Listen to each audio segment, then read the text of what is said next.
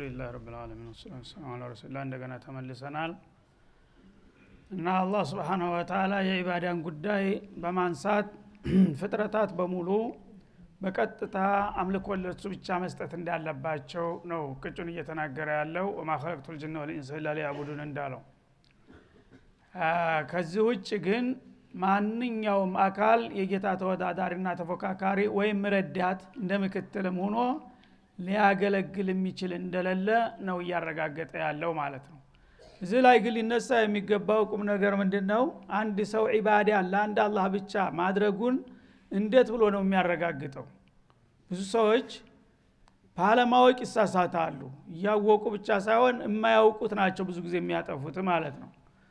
እና ዒባዳን ማወቅ አለብን መጀመሪያ። ዒባዳ ማለት ምን ማለት ነው? የአምልኮ መገለጫ የሆኑ ተግባራትና ቃላቶች አሉ። በጣም በርካታ ናቸው። ለምሳሌ አርካኑል ኢስላምን በግንባር ቀደም እንውሰዳቸው። ሶላት፣ ጾም፣ ዘካት፣ ሐጅ የመሳሰሉት ነገሮች ለአላህ እንጂ ለማንም እንደማይደረግ እኛ ሙስሊሞች እናውቃለን። ሌሎችም ጭምር ያውቃሉ እነዚህ ነገሮች ለአላህ እንጂ ለሌላ እንደማይደረጉ። ግን ሌላ የማናቃቸው ኢባዳ የማይመስሉ ነገሮች ተራ ነገሮች አሉ።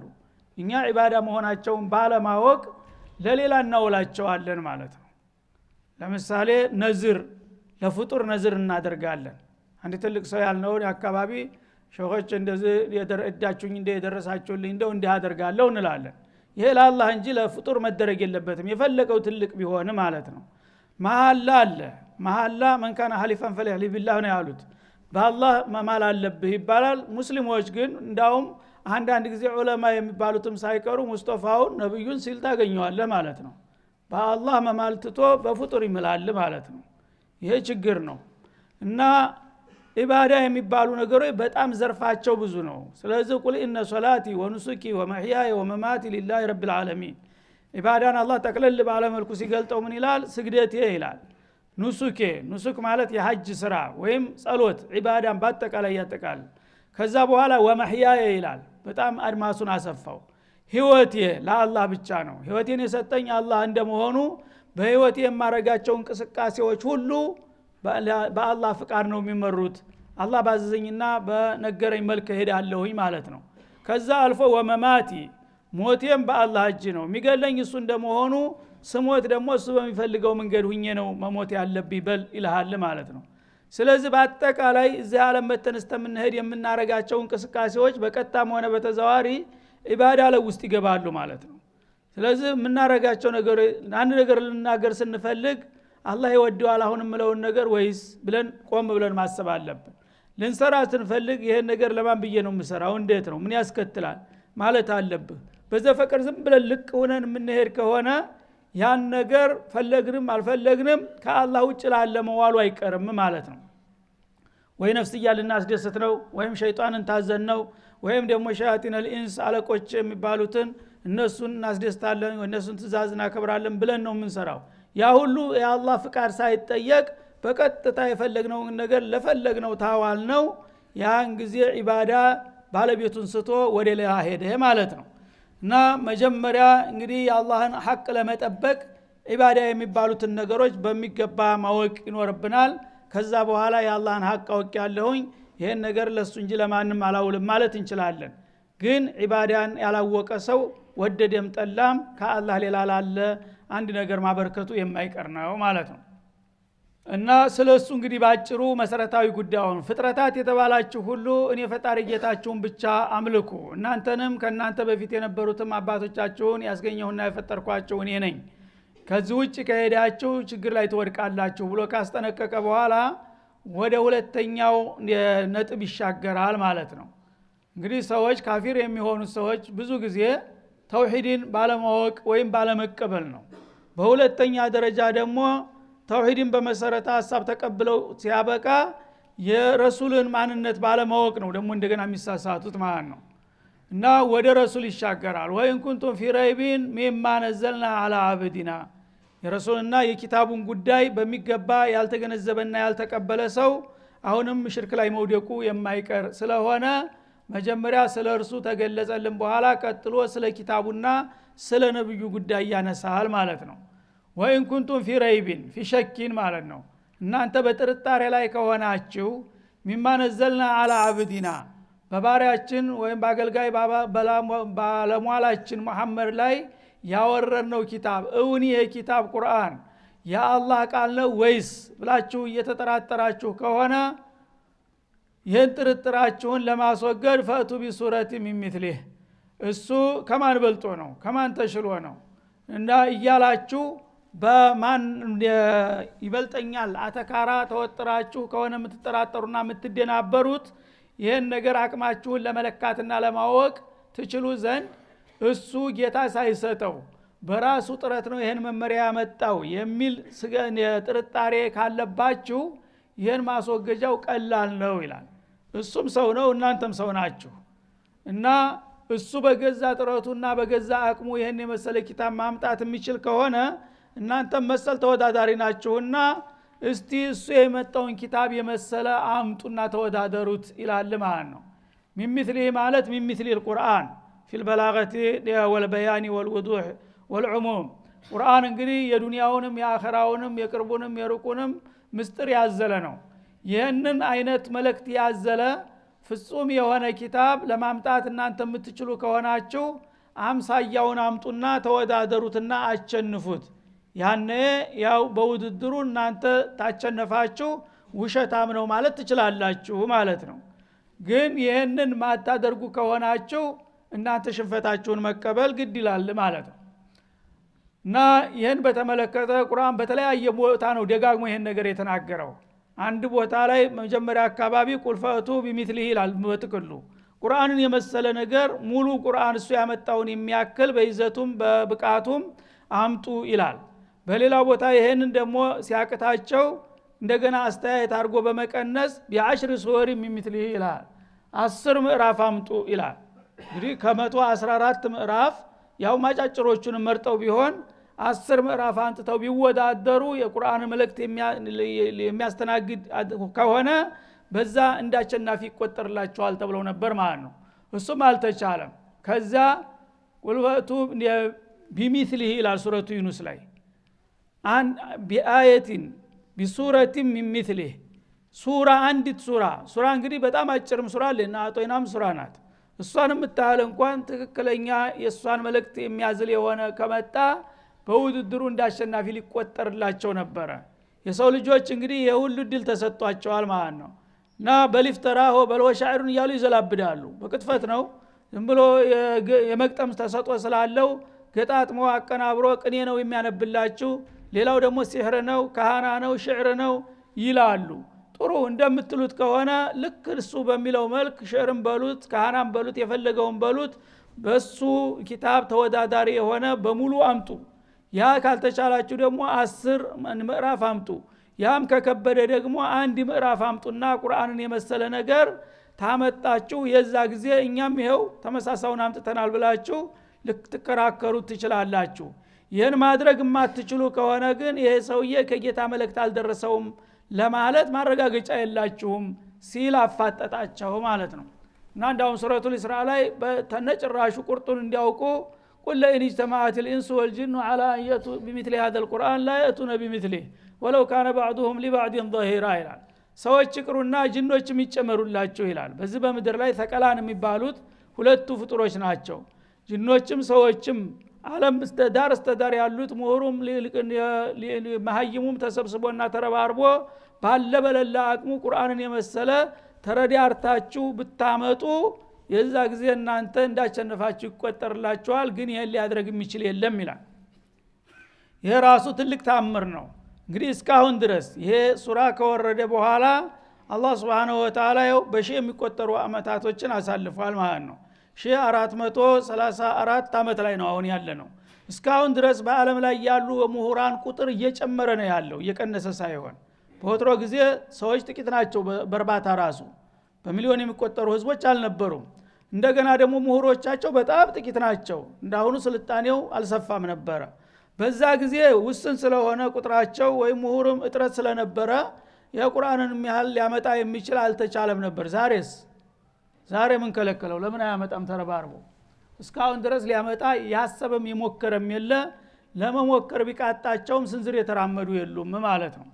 ይሄ ራሱ የአላህ ቃል መሆኑን ያረጋግጥባችኋል እያለ ነው አላህ Subhanahu Wa Ta'ala ወልፈቱ ቢሱረቲ ሚን ሚስሊህ እና ይህን ቁርአን የመሰለ አንድ ምዕራፍ አምጡና ተወዳደሩት ያ አንድ ምዕራፍ ልክ በይዘቱ በቃል አሰካኩ በስርዓቱ በመለክቱ የተዋጣለት እንደ ቁርአን እንከን የሌለው ሆኖ ከመጣ የዛ ጊዜ እናንተ ልታቸንፉ ትችላላችሁ ሲል ጋበዘ ይህን ለማድረግ የማትችሉ ከሆነ ግን ሽንፈታችሁን አውቃችሁ መቀበል አለባችሁ ወድዑ ሹሃዳአኩም ሚን ዱኒላህ እና ይሄንን አሁን የተጋበዛችሁትን ውድድር በብቃት ለመወጣት ከአላህ ሌላ ያሉ ረዳቶቻችሁን ሁሉ ጥሩዋቸው ጋብዟቸው ይላል ሹሃዳ ማለኩም አዕዋነኩም ማለት ነው ወይም ሹረካአኩም ጌቶች የምትሏቸውም ጭምር ማለት ነው እናንተ የምታመልኳቸው ነገሮች ሁሉ እርዱን ተባበሩን ብላችሁ ሁሉም ተረባርቦ ይሄ ነገር ስኬታማ እንዲሆን ይርዳችሁና ውድድሩን ለመወጣት ሞክሩ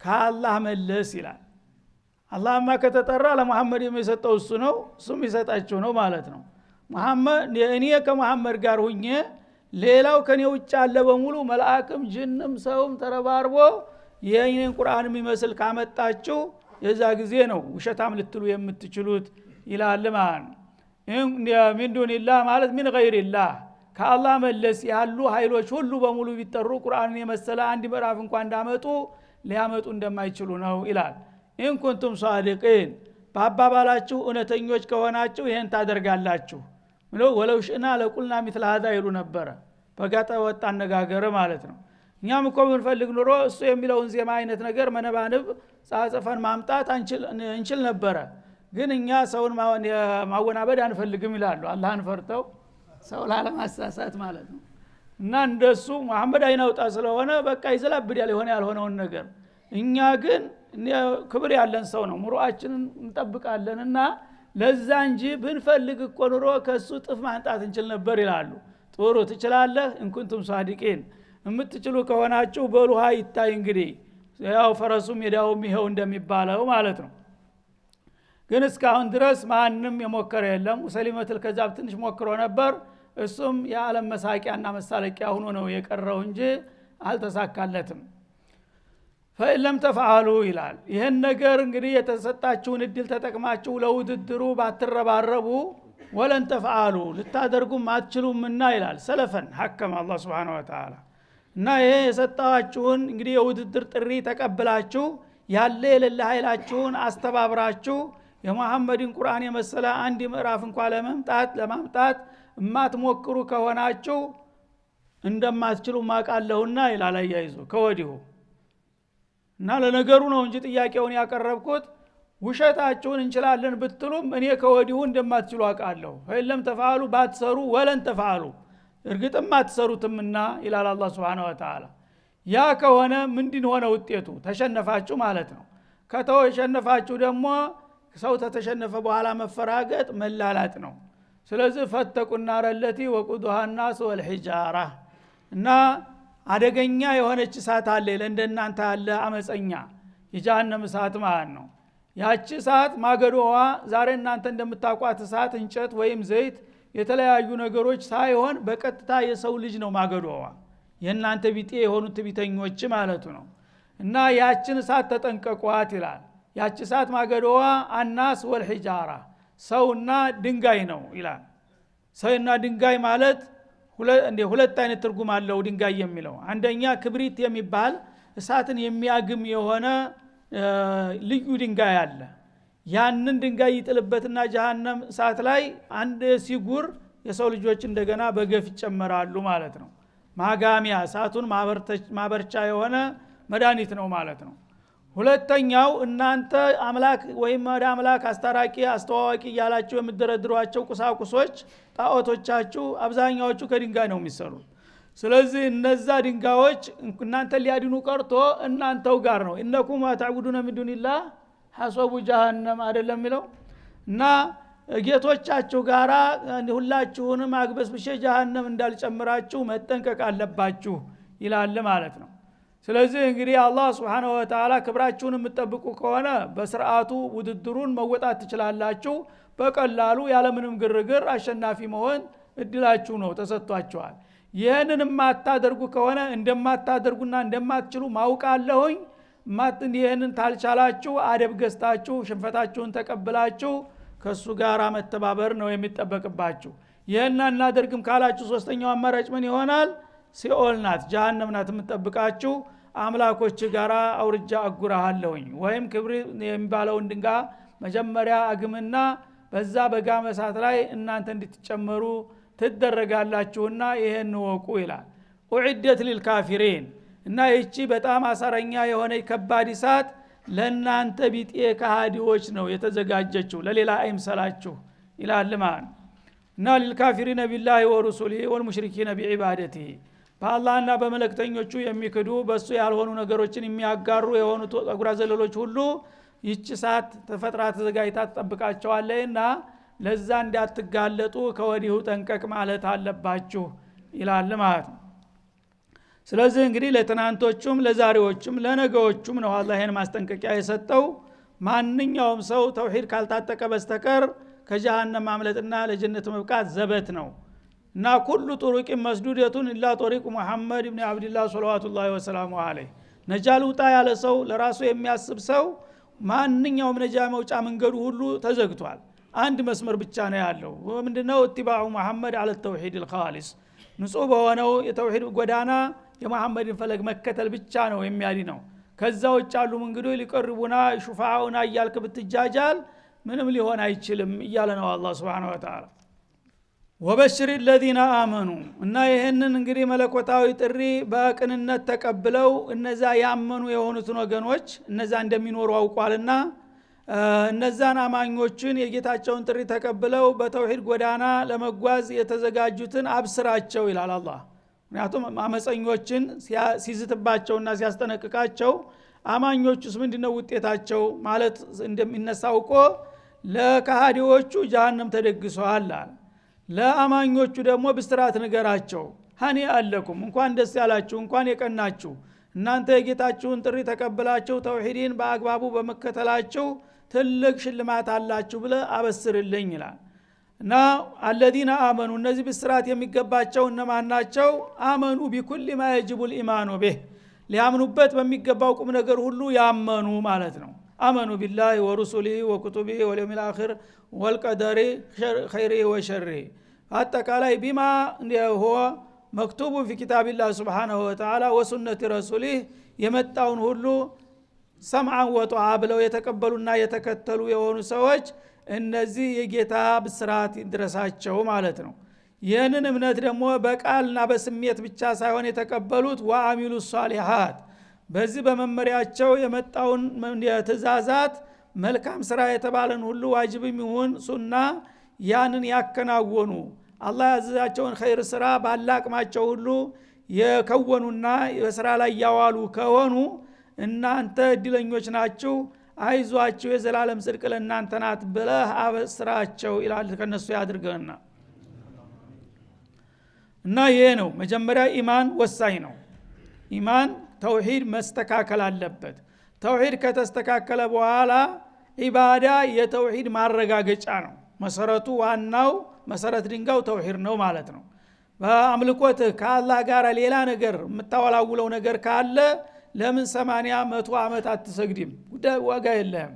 የመጀመሪያው ተውሂድ ነው ማለት ነው። ያንን ኢማንህን ካጣራህና ታስተካከልክ በኋላ ወአሚሉ ሷሊሃት ሁለተኛው ነጥብ ነው ይመጣል ማለት ነው። ያንን ያመንክበትን ነገር ይሄ ተውሂድ ምን ያዛሃል? 5 ወቅት ሶላት መስገድ አለብህ ይላል። ረመዳን መጾም አለብህ ይላል። ሐጅ ዘካት መክፈል አለብህ ይላል። ሐጅ ማድረግ አለብህ። ቢረል ዋሊደይን ሁቁቀል ጃር ይመጣል ደረጃ በደረጃ ማለት ነው። ያ መጀመሪያ ላይ ኢላሃ ኢላላህን በልብት አሰረትክና ከአላህ ሌላ ያለ ነገር የሚጎዳ የሚጠቅም የሚሾም የሚሸር ምንም ነገር የለም ብለህ ቀጥታልክ በኋላ ቀጥለህ ደግሞ አላህ ያዘዘህን ዒባዳዎች ሁል ጊዜ ያለማሳለስ እድሜ ልክህን ማከናወን ይጠበቅብሃል ማለት ነው። ከዛ አልፈ ሙስተሐባቱን ጭምርት ደግሞ የበለጠ ጌታ ጋር ለመቃረብ ትሰራለህ። በአንጻሩ ደግሞ የተከለከልከውን ትከለከላለህ። ምክንያቱም አንድ ሰው የተከለከለውን ነገር ካልተከለከለ ኢባዳ ብቻ ቢያደርግ እየገነባ እንደሚያፈርሰው ነው የሚሆነው ማለት ነው። ለምሳሌ ሌሊት ሰግድ ያድርሃል፣ ፈጅርም ጀማዓ ሰግደሃል። አሁን ወጣ ብለህ ሪባ የምትጋፍፍ ከሆነ አፈሰድከው ማለት ነው። እና ፈዘኑ ቢሐርብ ሚን አላህ ጋር ጦርነት ከፈትክ። ጧት ጌታዬ አንተ ነህ እያልክ ተገዝተው ነበር ወደ ባንክ ቤት ሄደህ ግን 300 400 ብርህን ዘልቀ መጣ በሪባ ማለት ነው። ምኑ ላይ ነው ዒባዳ ያደረከው? የጧቱን ዒባዳ ሽረኸው አሁን እኔ አንተ ጋር ጦርነት ፈልጋለሁ ብለህ ጠበንጃህን መዘዝክ ማለት ነው። ፈአዘኑ ቢሐርብ ሚን አላህ እያለ ነው። ስለዚህ ማፍረስ የለብህም። አንዴ ዒባዳ ስታደርግ ጸረ ዒባዳ የሆኑትን ነገሮች ተቃራኒ ነገሮችን መጠንቀቅ አለብህ ማለት ነው። እንዲህ አይነት እንግዲህ እምነት የተሳካ ከሆነ ለእንዲህ አይነቶቹ ምን አይነት ብስራ ነው የሚሰጣቸው? አነ ለሁም ጀናት፣ ለእንዲህ አይነቶቹ ሙእሚኖችና ሷሊሖች አላህ Subhanahu Wa Ta'ala የዘላለም ጽድቅ ጀነተ ነዒምን ዘደግሶላቸዋል ይላል ማለት ነው። እና ጀነቱ የተለያየ እንደሆነ ብዙ እንደሆነ ይገልጣል። እዚህ ላይ ጀነት አይደለም አንድ ከሆነች ጀነት ነው የሚባለው። አሁን ጀናት ነው የሚለው። ጀናት ማለት በርካታ የሆኑ አትክልታማና ለምለም አገሮች ተዘጋጅቶላቸዋል እንዲህ አይነቶቹ አገልጋዮች ይላል። ጀነተ ነዒም እንግዲህ ጀነተል ፊርደውስ፣ ጀነተል ኹልድ የተለያዩ ስሞች አላቸው። በውስጥም ስትገባ ደግሞ ጸጋቸው ስፍር ቁጥር የሌለው ነው አይነቱ ማለት ነው። የዛ አይነት እንግዲህ የተሳካና የተሟላ ሁሉ ነገር የሰመረና ያማረ የሆነ የዘላለም ሞት፣ መጣመም፣ ማርጀት፣ መባረር፣ መወንጀል የሌለበት ዲያው ያለቀ ሀገር ተዘጋጅቶላቸዋል እንዲህ አይነቶቹ አማኞች ይላል። ተጅሪ ሚን ታህቲሃ አልአንሃር ሚን ታህቲ ቁሱሪሃ ወአሽጃሪሃ፣ ከህንጻዎቻቸውና ከቀሱሮቻቸው ወይም ከአትክልት ዛፎቻቸው ስር የተለያዩ ጅረቶች የሚፈልቁባቸውና የሚሰራጩባቸው ይላል። አትክልታቸውን የሚመግበው ውሃ በየአቅጣጫው ይሰራጫል ማለት ነው። ይህ ህንጻ ይሄ ከሆነ ዙሪያው በግራ በቀኝ ቧንቧ መዘርጋት አያስፈልግም። አላህ ቢቁድረቲህ የፈለከው የመጠጥ አይነት ፊሃ አንሃሩ ምን አሰል አንሃሩ ምን ለበን ለመተገየር ወአንሃሩ ምን ኸምር ለዘት ሊሻሪቢን፣ በየአይነቱ ጣፋጭ የተባለ ሁሉ እንደ ወንዙ ውሃ ይጎርፋል ዙሪያውን ማለት ነው። እኔን ጠጣኝ እያለ ያባብልሃል። የዛ አይነት አገር ተደግሶላቸዋል ብለህ ንገራቸውና አብስራቸው ይላል። ኩለማ ሩዚቁ ሚንሃ ሚን ተመራ፣ በዛ በጀነታቸው ውስጥ ከተገኘው ሰብል ማንኛውንም የምግብ አይነት በተቸሩ ቁጥር ይላል ሪዝቀን ለነሱ ሲሳይ እንዲሆን በሚታዘዝላቸውና በሚመገቡ ጊዜ ቃሉ هذا الذي رزقنا من قبل ሱብሃንአላህ። ከአይነቱ ብዛት የተነሳ ይደናገራቸዋል። የበሉትንና የጠጡትን ገና ያልሞከሩትንና ያላወቁትን ይደበላለቅባቸዋል የአይነቱ ብዛት የተነሳ ማለት ነው። እና በመልኩ ተመሳሳይ ተቀራራቢ ነው፣ ሲበላ ግን በመዓዙና በጣዕሙ ይለያያል ማለት ነው። እና ያንዱ አይነት ብቻ የተለያየ መዓዝና የተለያየ እንትን አለው። ያ ነገር እንግዲህ የተወሰነ ክፍል አምጥቶ አሁን መጋቢዎች አስተናጋጆች ያመጡና ይመግቧቸዋል። ያ እንደተነሳ ደግሞ ብዙ ሳይቆይ ሌላ ምግብ ይዘው ይመጣሉ። ከበይታው ዛሂሩን ሲያዩት ቅድም የበሉት አይነት ይመስላቸውና هذا الذي رزقنا من قبل፣ አሁን እኮ የበላ ነው ይሄ አይነት አይደለም እንዴ እንዴት ደግሞ መጣ? አስተናጋጆቹ የተሳሳቱ መስሏቸው ማለት ነው። እና እንደ የቀደም ብሎ የተሰጠን አይነት ምግብ ነው እኮ አሁን የመጣው ይላሉ። የዛ ጊዜ አስተናጋጆች ምን ያሉ? ያ ሰይዲ ذوق ይላል ቀብላ አንተኩም፣ መጀመሪያ ቅመስና ከዛ በኋላ አስተያየት ትሰጣለህ። እንዴት አድርገህ ዝም ብለህ ሳታውቀው በውስጡ ያለው መዓዝ ሌላ ነው፣ በውስጡ ያለው ነገር ምስጢር ሌላ ነው። ቅድም የበላው ሌላ ይሄ ሌላ።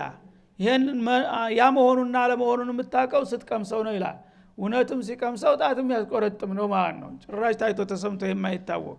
አሁንም ቆጥሎ ሲመጣ ሌላው ደግሞ እንደዛ ነው። ሁልጊዜ እየታደሰ ነው የሚሄደው ማለት ነው። هذا الذي رزقنا من قبل፣ ካሁን ቀደም የተሰጠን ይህ አይደለም እንዴ? አሁን እንደገና የፊተኛው ሳይጎድል ሌላ ለምን መጣ ብሎ ሊከራከር ይሞክራል ማለት ነው። ይህንን ቢሉ አይፈረድባቸው ማለት ለምን? ወኡቱ ቢሂ ሙተሻቢሃ፣ ሱራው ተመሳሳይ ሆኖ ስለመጣ። እንግዲህ ዑልባው አንድ ተመሳሳይ ሊሆን ይችላል፣ በውስጡ ግን የተለያዩ ምግቦች አሉ። እነሱ ተመሳሳይ ሆኖ ስለመጣ ቅድም ያዩትና ያወቁት አሁን ደግሞ የመጣ መስሏቸው ቅድም የተሰጠን ምግብ ብለው ቢናገሩ አያስገርምም። የኛ የመስተንግዷችን ብዛትና ስፋት ነው እንደዚህ ያደናገራቸው ይላል ማለት ነው። ወለሁም ፊሃ አዝዋጁ ሙጠሃራ፣ እና በዚህ መልክ እንግዲህ የስፍር ቁጥር የሌለው የምግብ አይነት የመጠጥ አይነት ሁሉን ነገር ወደ ውስጥ የሚጠሉ ከተመገቡ በኋላ አንድ ሰው እንግዲህ ምንድነው የሚፈልገው? ከዛ በኋላ ተቃራኒ ጾታ የደስታው ተካፋይ ያስፈልጋል። ሴት ከሆነ ወንድ፣ ወንድ ከሆነ ሴት። እና ከዛ በኋላ ደግሞ ንጹሃን የሆኑ ባለቤቶች ለነሱ ተዘጋጅተውላቸዋል ይላል።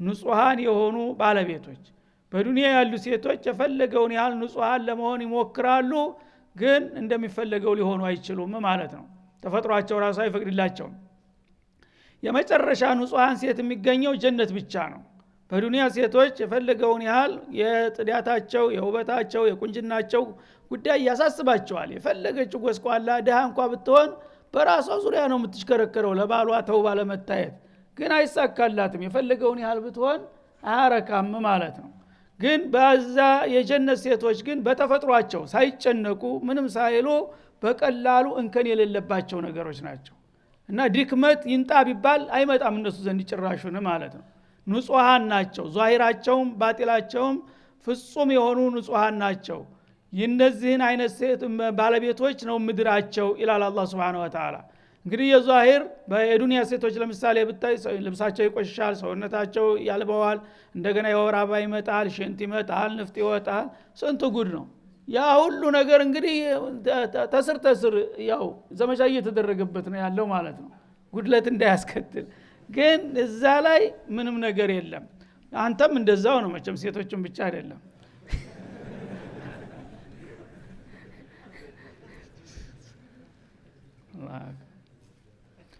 ደግሞ ባጢናቸው ደግሞ የበለጠ ነው ሴቶች ብዙ ጊዜ ያው ዛሂሯ ውብ ሁናት ያበቃ እሾክ የሆነ ሴት ያጋጥማለች አይደለም እንዴ ስትገባ ስትወጣ የምትጎነትል የምታዋርድ አንተን አላህ ፈርዶብኝ አንዳ ተሸክሜ ሁሉ ጊዜ ገልጡ ባንተ አፍሬ እያለች ሰቆቃ የምታበላት ሴት አለች እንደዛ የለም አንተን ገና ስሜትክን አዳምጣ እንዴት ላስደስተው የሚል ብቻ ነው ፍቅሯ እንጂ አንተን በምንም አይነት የሚያስቀይም ነገር ዑሩበን አትራባ ይላል ሌላው ቦታ ላይ ይሄ እንግዲህ ዛሂሩም ባጢኑም የተሟላ የተዋበ ያ እንደው ጫጉላ ማለት ያችናት ላገኛት ሰው ማለት ነው ሙጣራ ወሁም ፊሃ ኻሊዱን ከዛ በኋላ እንደዚህ የተሟላ የተዋጣ ሁሉ ነገር የተሳካ እድል ከተጀመረ በኋላ ምንድነው የሰው ልጅ ስጋቱ ዱንያ ላይ ከሆነ በዚህ መልክ ዘላለም ሊኖር አይችልም አይደለም እንዴ ይፈልገው የተዋጣለት ቢሆን ሀብት ካለው ሀብቱ ነገ ይከስራል ያ ቁንጅና ትንሽ 20 ዓመት 30 ዓመት ከቆየ በኋላ ይረግፋል